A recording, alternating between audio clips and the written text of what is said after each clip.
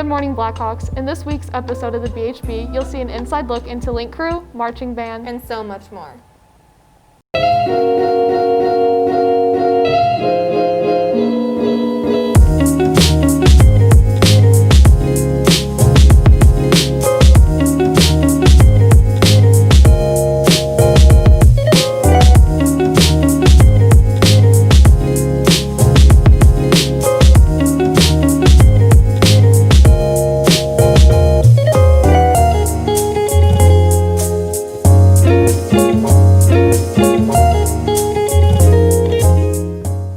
What's going on, Blackhawks? I'm Brooke Anderson. And I'm Melissa Alexander.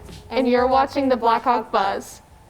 Key Club is doing their annual trick-or-treat for UNICEF. Help us help kids around the world by donating your change to any Key Club member. They will be carrying a little orange box. Everyone enjoys baked goods during the fall season. Alyssa Alexander and I tag along with Kaylee Mazurowski for a quick baking lesson for a delicious fall treat.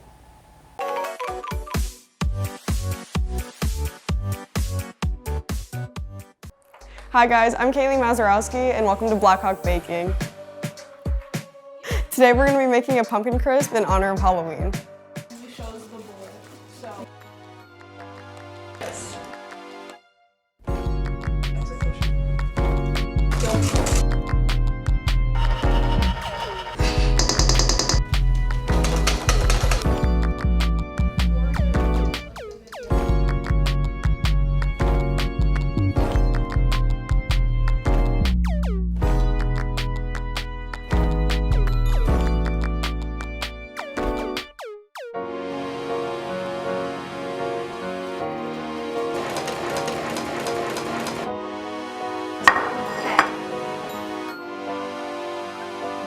So after making the filling, now we're going to make the topping.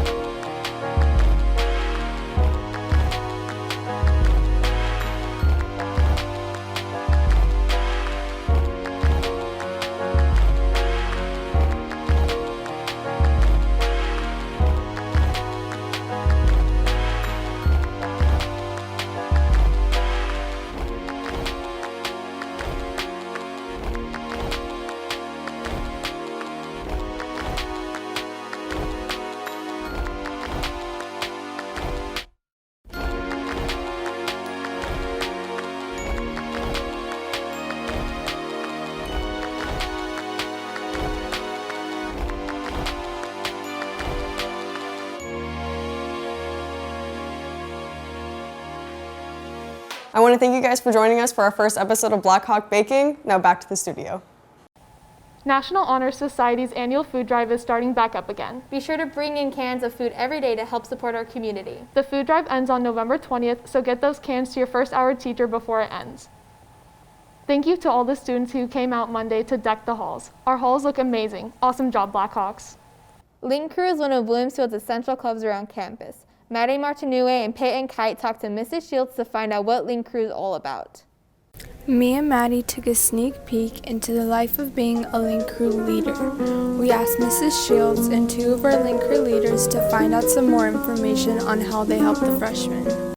So in Link Crew, I am one of the co-sponsors, so I sponsor with Mrs. Rodriguez. And in Link Crew, my job is really to support students in the things that they want to accomplish here on campus. So in Link Crew, we introduced the freshmen from the transition from middle school to high school. We help freshmen by being an aide and a mentor to them, even if they don't have older siblings or something. We help them by being somebody they can talk to about school without having to bother teachers and ask more personal questions. So with COVID, a common struggle is a lot of students have gone online. So that's a struggle, is we still want to make sure that those students that are online are getting as much attention as the students that are in person. So we have online Link leaders who work with them. I did Link Crew because I liked what they stood for when I was a freshman. And I always thought they were kind of like the cool kids on campus. That sounds stupid, but I thought that it was just a really good organization to get into that was a little different from Stuco. So in class, we have Link Crew divided into some committees, and in those committees, they focus on different things. So some promote social media, some plan events, some work on fundraising, and in the class, they are working on different tasks created by the groups to truly work to execute things on campus, whether it's an event, time with the freshmen, or things outside of school. So Link Crew makes you more outgoing as a freshman because you're like as a freshman for me, I was really afraid of all the upperclassmen. But when you see that all of these upperclassmen actually do care about you, it kind of makes you more outgoing to go talk to other people and introduce yourself to more people around the school than the people that you just know. So being involved on campus in general will really benefit your future and the skills that you're gaining throughout the process. So I think that in Link Crew and specifically in Link Crew, you will have those skills, whether they're interpersonal, conflict management, communication. So all of those skills you'll use in the future when you leave high school. This has been Peyton Kite and Maddie Martineau. Now back to the studio. Hey Brooke, are you dressing up for Halloween this year? Yeah, I'm being Jane from Breaking Bad. You should totally wear that to the trunk or treat on Wednesday, October 28th at 5:00 p.m. in the parking lot. National English Honors Society is having their next meeting on Wednesday, October 21st in room 218 at 2:20. They will be taking nominations for officers, so if you would like to be a member, it's not too late to join. Alyssa, I hear there's a big game tonight. I think you're right. Here's Asher Pouliot with your WFHS Weekly Sports Report. Thank you, Alyssa and Brooke. I'm Asher Pouliot, and this is your weekly Williamsfield Sports Report. On Tuesday, the girls' volleyball team played Castile High School and lost 3-0. On Wednesday, they lost to Desert Ridge 3-0. Yesterday, they played Gilbert High, and we will have the score for you next week. Also next week, the girls will be playing at Campo Verde on Monday at 6 p.m. The following day, they play at Higley at 6 p.m. Go get 'em, Blackhawks. This past Friday, our cross-country team competed in the first Chandler Relays. Kate Renwick finished first with a strong second place to Haley Lakin. The boys' team finished fourth overall with Noah Plaza, Jacob Johns, Gustavo Bemis, and Danielle Walker. On Friday, they will compete against 57 teams for state. Good luck, Blackhawks. Last week, the Blackhawk football team lost to Centennial Coyotes, 14-8. Tonight, they look to rebound against the Castile Colts. The game is at 7 p.m. here at Williamsfield. A reminder, the theme is tie-dye.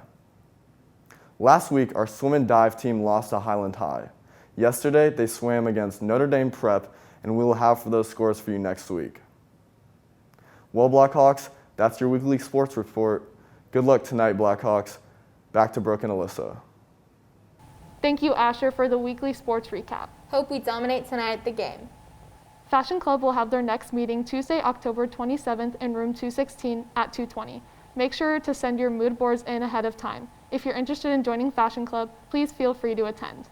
The debate on which fall drink is the best is a constant discussion between coffee lovers. Asher Pouliot and Tyler Fentress visit various coffee shops to finally determine which fall beverage is the best.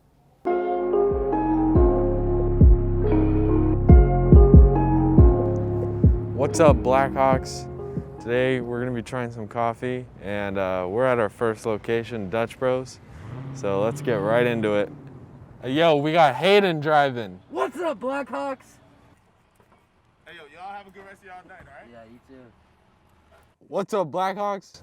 All right, so we just got our drinks, and now we're going to try them.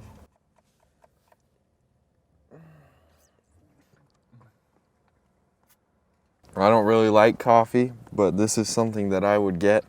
Yeah, that's pretty good. I'm going to rate it a 7.5 out of 10.